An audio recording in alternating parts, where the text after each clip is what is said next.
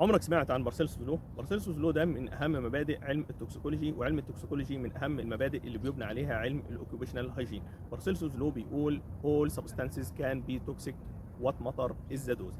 يعني اي ماده في الدنيا ممكن تكون ماده قاتله او ماده سامه، ولكن الموضوع بيختلف على حسب الجرعه.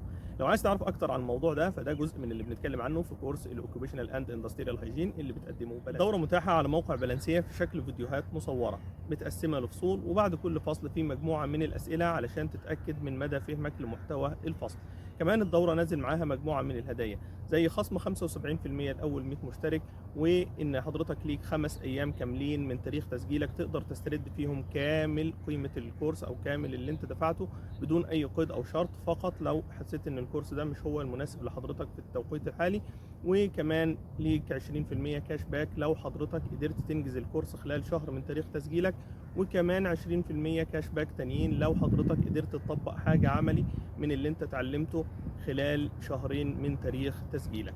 وهتقدر تتواصل معايا مباشرة بدون أي وسيط بضغطة زر هتدوس عليها في أي وقت، هتوصلك بالواتساب الخاص بيا، وهتلاقي الأيقونة دي معاك أثناء حضورك للكورس في كل مكان. عايز حاجة تاني؟ مستني إيه؟ سجل في الكورس.